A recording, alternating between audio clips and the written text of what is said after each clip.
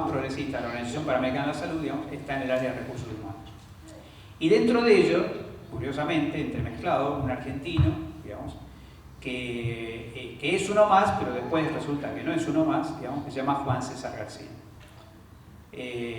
Un argentino muy poco conocido en la República Argentina, un hombre clave en la construcción del pensamiento social sanitario en toda América Latina. Hay una fundación, Juan César García, en Ecuador. Juan César García era, en principio, digamos, un médico nacido en Necochea, que se gradúa en la Universidad de La Plata, y en determinado momento, digamos, decide, por su inquietud social desde el campo de la pediatría, digamos, hacer un posgrado de Sociología en Flaxo, Chile. Y como consecuencia de eso, digamos, digamos, como era raro un médico que estudiara sociología, digamos, le ofrecen una beca a los Estados Unidos para utilizar como objeto de estudio, médico, sociólogo, la educación médica. Lo que pasa ahí con Juan César, digamos, es algo muy notable, digamos. Juan César empieza a utilizar, digamos, su posición de cooperante internacional para promover grupos de estudio en las universidades sobre la problemática, básicamente, digamos, de ciencias sociales y de salud. Comienza, podríamos decir así, antes de Internet, quiere decir literalmente, digamos, con correspondencia epistolar y viajes de él, digamos, alimentar grupos de estudio sobre la medicina social, sobre las ciencias sociales y salud en América Latina. Cuando empieza a trabajar esta relación ciencias sociales y salud, interesando en ciencias sociales a gente de salud e interesando en salud a gente de las ciencias sociales, empieza a percibir que está faltando un constructo que haga argamasa, porque ciencias sociales y salud no alcanza, digamos, porque además las ciencias sociales trabajan por distintas escuelas, digamos, y no hay nada que te garantice la orientación de la interfase de ciencias sociales y salud, digamos, ¿no? Uno imagina que las ciencias sociales tienen una mirada progresista, no todas, digamos, ¿cierto? Y no todas las escuelas. Entonces, en realidad, la genialidad desde el punto de vista de ese momento es haber traído a escena, digamos, la palabra medicina social. Digamos. ¿Por qué trae a escena la palabra medicina social? Bueno, en primer lugar, por una historia que pasa a ser, digamos, construye una especie de Adán y Eva, digamos, de este constructo, que en vez de ponerlo en la década de los 60, digamos, en el contexto más tumultuoso, digamos, de los procesos revolucionarios en América Latina, lo remite mucho más atrás, digamos, a otra etapa tumultuosa de la historia de la humanidad, digamos, que es lo que estaba pasando en el continente alrededor de mitad del siglo XIX. 1848, digamos, la Comuna de París, distintos procesos revolucionarios que se están dando en el continente, y fundamentalmente a partir de un autor que se llama Rudolf Virchow, digamos, que en medicina se cuela como un autor de la patología, porque también era patólogo. Rudolf Virchow va a ser en realidad un político liberal es bastante curioso para la época, porque liberal es progresista, digamos, dentro del escenario político de la pelea liberales conservadores, digamos. Como un autor liberal, lo que nos dice en buena medida que la medicina a mitad del siglo XIX tenía en sus manos tantas evidencias de que el capitalismo mata, que se comportaba como si fuera un grupo ecologista hoy, digamos. Es decir, ser médico con un mínimo grado de sensibilidad social, digamos, te llevaba automáticamente a oponerte al capitalismo, digamos, porque la evidencia de que el capitalismo mata entraba por tu consultorio, digamos. Es decir, tenía esa gigantesca, digamos, volumen y dimensión. Y lo que va a hacer Virchow es pararse en ese lugar porque, en buena medida, él sabía los desastres que el capitalismo había hecho en Inglaterra, y el capitalismo recién estaba intentando entrar a Alemania, a una Alemania que recién en ese momento se estaba reunificando. Y Virchow, de cierta manera, lidera el periodo 1848-1890, hasta que de alguna manera, digamos, aparece de vuelta esta idea de que, digamos, uno de los mayores efectos en la historia es de los antimarxistas que creían en las profecías de Marx, una de las cuales era, digamos, el conflicto de clase como motor de la historia. Y entonces, digamos, en el pensamiento simple, digamos, si el conflicto de clases es un problema, hay que poner armonizadores de clase. de vuelta a la teoría del amortiguador, digamos. ¿Y qué mejor amortiguador del conflicto de clases que la seguridad social? Y entonces Bismarck, digamos, logra finalmente, digamos, desarmar la posibilidad de que Alemania se transforme en lo que todo el mundo imaginaba, el primer país socialista del mundo será Alemania, fundamentalmente porque Marx era alemán, digamos, o sea que de alguna manera eso parecía que automáticamente iba a cumplir la profecía y, digamos, por supuesto a nadie se le ocurrió jamás que Rusia podía llegar a ser ese país, digamos. Pero verdaderamente en ese momento, digamos, es muy interesante porque Birkhoff representa un espectro muy grande. Y la palabra medicina social la saca literalmente de una estrategia de Birkhoff, que fue ponerle medicina social, digamos, una revista de la Facultad de Medicina. Es decir, que en buena medida lo que Juan César García tiene la genialidad de traer a escena es no solamente un revolucionario del siglo XIX, sino además un revolucionario del siglo XIX que era militante estudiantil, digamos, en un contexto donde, digamos, casi un siglo después, se volvía a repetir, digamos, el carácter de fuertes movimientos estudiantiles. Por supuesto que la medicina social no tiene solamente que ver con estos autores, hay también una serie de autores, digamos, analistas de la problemática de salud, digamos, posteriores, autores también que hacían una especie de sociología marxista sobre la salud, el caso de Henry Sigeris, por ejemplo, digamos, y otros autores de época, muchos de ellos norteamericanos, digamos, estudiando este fenómeno. Pero, en cierta manera, resulta interesante señalar, porque de lo contrario uno podría decir, no, lo que pasa es que se esterilizaron los Birkhoff, digamos, y por eso se apaga, en cierta manera, digamos, el frente de lucha contra el capitalismo desde la medicina. Si no tuviéramos en cuenta algo que resulta importante para los pronósticos también, que es que cada vez que el capitalismo se enfrenta, digamos, a una contradicción de hierro, a un dilema de hierro, apela, podríamos decir así, voy a decir algo que ya por la edad seguramente no tiene, sus padres le habrán contado que había una serie que se llamaba El Chapulín Colorado. Bueno, apela al Chapulín Colorado, digamos, y el Chapulín Colorado es la tecnología, digamos.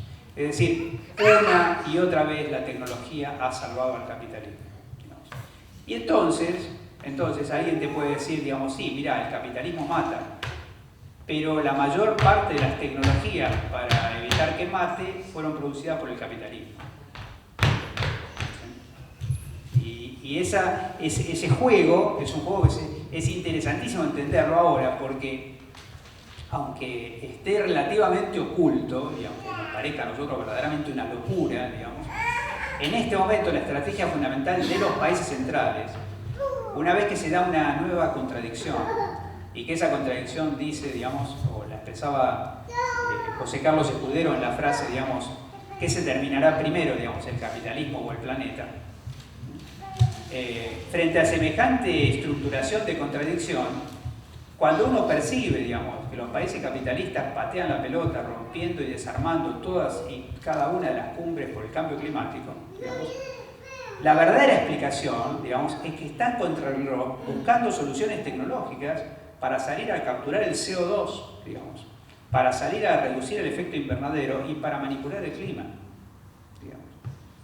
Es decir, que nuevamente apuestan a la tecnología, incluso, digamos, para las contradicciones actuales del capitalismo, que tienen que ver que hoy el capitalismo, digamos, no mata por enfermedades prevenibles por vacuna, digamos, pero te mata por desequilibrios de hambrunas, de inundaciones, de terremotos, es decir, de toda una serie de factores, digamos, desencadenados, a partir del cual uno podría decir, bueno, todos los factores climáticos que conocemos, digamos, se han exacerbado, ¿no? Casi algunos autores dicen, hasta podría enunciarse que la Tierra se comporta como un organismo vivo, digamos, y que está expandiendo todos los fenómenos climáticos como si fueran verdaderos mecanismos de defensa, ¿no? O sea, la Tierra se está defendiendo de nosotros, digamos. Claro, pero nosotros es fácil, digamos, sobre todo en este espacio, recordar la facilidad con que el poder arma un nosotros inclusivo, según el cual, digamos, vos sos igualmente responsable que una fábrica, digamos, porque usás aerosol, digamos, ¿no? Para decirlo gráficamente, digamos, o porque no apagaste la luz antes de venirte por acá, o dejaste prendida la luz verde de la computadora, cosa tan grave como, digamos, tener una fábrica que produce durante todo el día, emite monóxido de carbono o CO2. En este marco de contradicción, efectivamente, digamos, la salud pública fue domesticada, digamos, y frente a esa salud pública domesticada, que de alguna manera domestica la salud pública, domestica la producción de salud y domestica la propia medicina, entonces es un golpe genial de Juan César García de remitir a esa etapa previa, que es todavía una fuente de conocimiento, digamos, es como ver una enfermedad en estado puro, digamos, antes que sea intervenida. Porque la salud pública, la salud está intervenida. Y está intervenida incluso las profesiones de salud. La medicina está intervenida. Pongo nuevamente una anécdota porque me parece interesante de compartir. Para quienes trabajamos en el mundo de la educación médica, sabemos que hay un señor muy influyente que se llama Abraham Flexner. Tan influyente que el modelo predominante de educación médica en el planeta se llama medicina flexneriana. Abraham Flexner era un educador, hijo de alemanes, digamos, que en los Estados Unidos es contratado por la Fundación Rockefeller. La Fundación Rockefeller, digamos, que todavía incluso tiene un nombre mejor que el origen de la Fundación Rockefeller, porque Rockefeller en realidad es una persona que hizo dinero en el mundo de los carburantes, en el mundo del petróleo, digamos, también en el del acero, pero en el mundo del petróleo. Lo interesante es que Rockefeller no era un pionero de gran escala en el mundo del petróleo, sino que el gran descubrimiento de Rockefeller fue que el petróleo crudo, que se utilizaba primero, digamos, tenía muchos componentes ignífugos, es decir, ígneos, digamos. Quiere decir que con mucha frecuencia ese petróleo hacía explosiones. Entonces la genialidad de Rockefeller es que va a desarmar los componentes del petróleo hasta encontrar, digámoslo así, la gasolina pura, ¿cierto?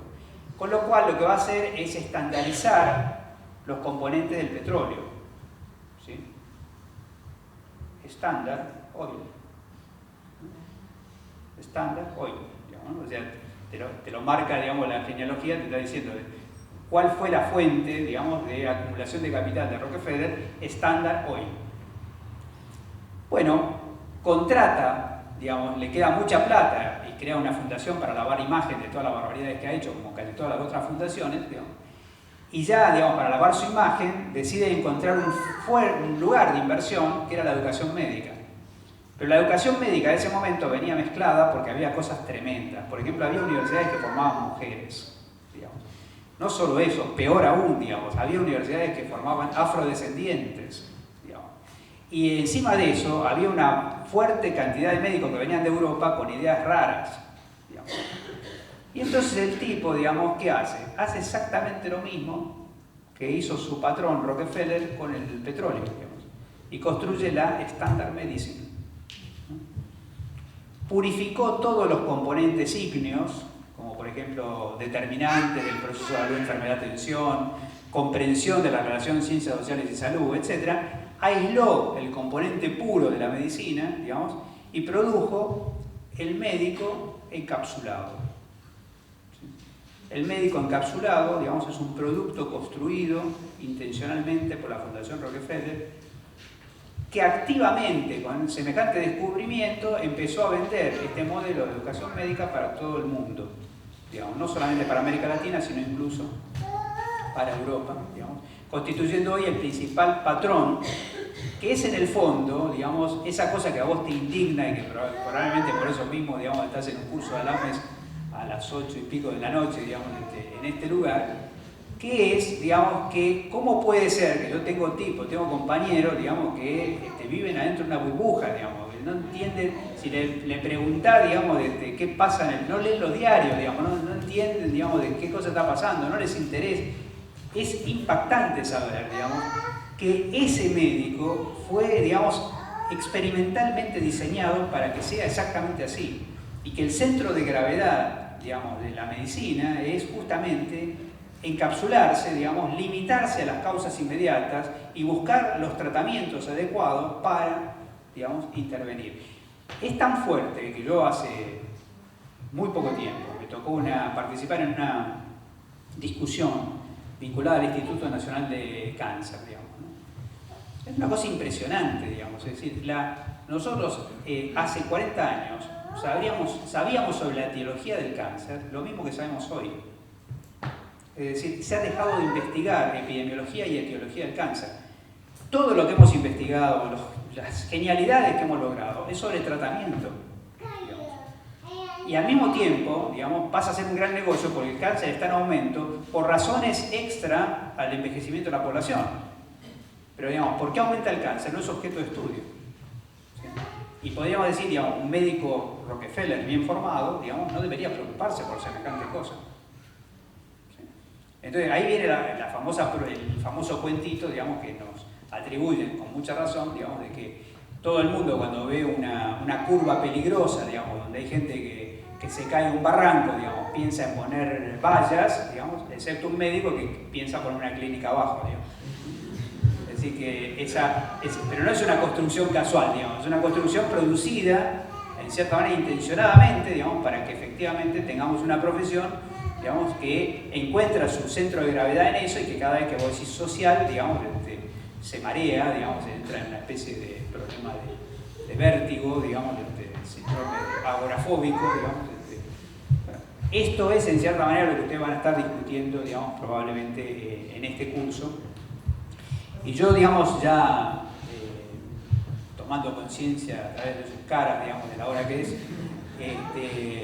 diría, completando un poquito la historia de Juan César García y el origen de Alames, Juan César García genera una producción, a veces incluso casi subterránea, impresionante para una sola persona. Es decir, que después del trabajo en la educación médica, Juan César comienza a producir trabajos que le traen problemas dentro de la Organización Panamericana de la Salud, algunos incluso los circula con seudónimo, y finalmente, digamos, empieza a alimentarse, digamos, de grupos de reflexión en toda América Latina, con núcleos más fuertes en 2 maestrías específicas de medicina social que se van a desarrollar en la Universidad Estadual de Río de Janeiro, la UERJ, y la Universidad Autónoma de México, en el campus Xochimilco, la UAM Xochimilco. Estos 2 grupos, digamos, son los que lo provocan más, digamos, pero hay algo que resulta un giro inesperado de la historia, que es que Juan César García, en plena producción, digamos, en plena dinamización, digamos, de estas redes, fallece. Fallece muy joven, a los 50 y poco años de edad, digamos, en un momento tan impactante en el desarrollo de los grupos locales, que prácticamente, casi como una consecuencia natural, los fenómenos nacionales, digamos, los distintos grupos de trabajo, empiezan a pensar en la constitución, digamos, de la Asociación Latinoamericana de Medicina Social, que hoy ya, digamos, cuenta con 30 años de historia. Pero en los últimos años, digamos, con una participación fuertísima, digamos, de nuevas generaciones, discutiendo, recibiendo, aportando, comprendiendo y reinventando la medicina social, digamos, una medicina social que no puede quedar congelada, que no puede ser objeto de culto, que no puede ser objeto de liturgias, digamos, que se ritualizan, sino fundamentalmente, digamos, como pequeño testimonio, como esa carrera de postas, digamos, donde cada generación que recibe al mismo tiempo reinventa, deconstruye, digamos, lanza hacia el futuro, un mandato que es en definitiva que el concepto de derecho a la salud se queda pedaleando en el aire si no se lucha al mismo tiempo por una sociedad más justa. Muchas gracias.